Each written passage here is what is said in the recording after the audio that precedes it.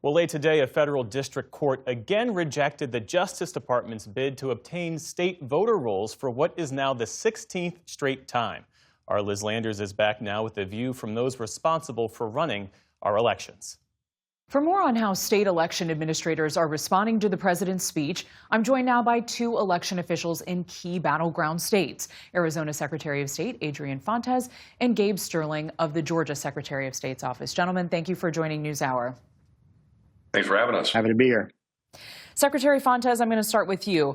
How do you respond to the president's claim from last night's speech that nearly 280,000 non-citizens are registered to vote nationwide and the accusations that Democrats do not care about this issue? Do you?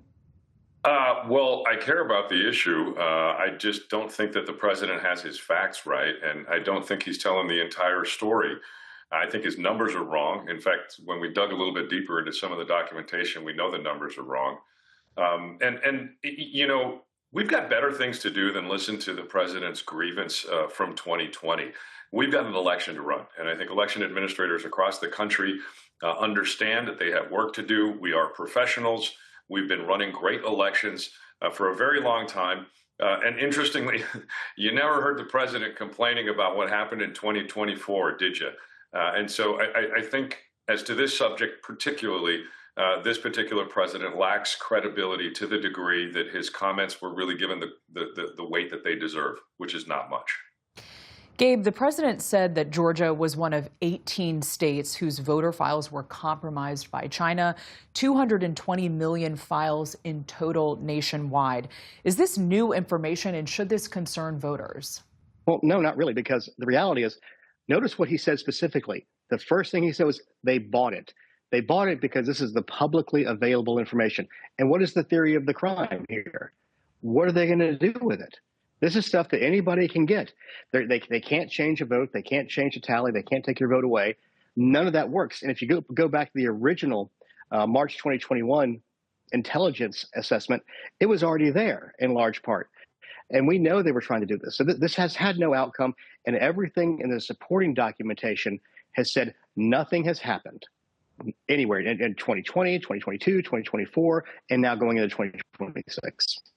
I'm seeing Secretary Fontes nodding his head to what you're saying right now, Gabe. Secretary Fontes, you're a Democrat. Gabe, you're a Republican. You don't necessarily agree all the time on political issues, but you seem to be aligned on this. It seems like you both agree that these revelations do not change the results of the 2020 election. Secretary Fontes, I'll let you answer first. Well, yeah, it doesn't change the results because our elections are run by professionals who can distinguish between their duty and their opinion.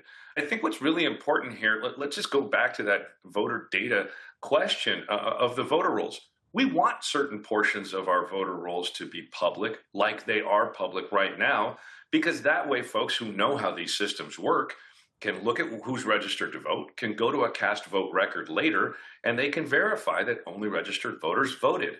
That is a safeguard. That is a transparency issue. That is an access question, and it keeps us accountable. We know this. Those of us who do this work. So, you know, Gabe and the folks in Georgia, they do a great job. Folks across the country do a great job. The problem we have is the lies from the White House are making us look terrible, and that's problematic for our voters.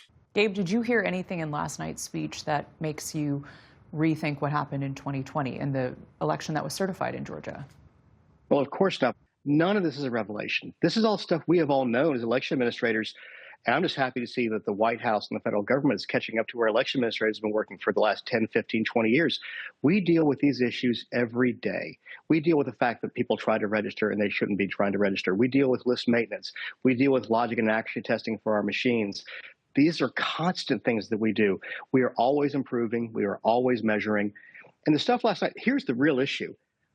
I think a lot of what he said last night was true, but it was cast in such a way to make it seem nefarious and awful. He said, there are all these, they have your data. There are all these, non-citizens on the registration list. What he didn't say was they voted. Mr. Secretary, you are in the middle of election preparation right now. Arizona has primaries on Tuesday. Does anything you heard last night make you think you need to check or reconsider anything for those elections this coming week? Nope. Nothing I heard last night is going to make a hill of beans of difference here in Arizona, nor anywhere else in the country. I think Gabe said it very well. There's nothing new here. There's nothing revelatory here. In fact, I think I told someone recently I was kind of disappointed. I was hoping to hear something new so that we can make another improvement, so that we can adjust another system to benefit our voters. But there is nothing new here. And I don't think that anybody who is reasonable and who understands how to see facts for what they are can give this speech from last night any sort of credibility. We are going to continue to do what we do. We do it well. All of the analysis and checks and audits and you know, the scrutiny we've been under for years has proven that out. And by the way, our voters love doing what they do. And in Arizona, 85% of us vote by mail. We're going to keep doing it, whether or not the president of the United States likes it. It's none of his business what we do in Arizona. He's got a lot of other things that he should be thinking about. Gabe, final question for you. There was mention last night in these speeches and then again today from the Homeland Security Secretary of future investigations into election officials who do not cooperate with DHS or the Department of Justice in turning over some of these voter rolls. What is your response to that? Will you cooperate? And as a Republican, I don't want a centralized database of voters, because at some point a Democrat's going to win the presidency and they can say everybody can vote.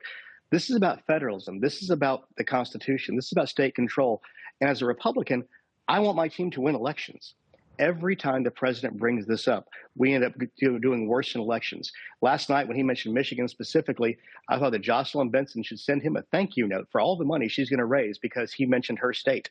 And the Republican nominee there just got worse off than he would before. In Georgia, we're a swing state, and we have a Senate race, a governor's race are really tight, and none of our candidates want to be talking about this because it doesn't help us get swing voters. It's just cuckoo crazy town, and it's just I wish they would focus on the right things, which is to make sure that states run good elections. And guess what? They already do. 2020 was safe, 2022 was safer, 2024 was safer, and 2026 is going to be safer than those. Gabe Sterling of the Georgia Secretary of State's office, Adrian Fontes of Arizona. Thank you both so much for your time. Happy to be here. Good to talk to you, Gabe.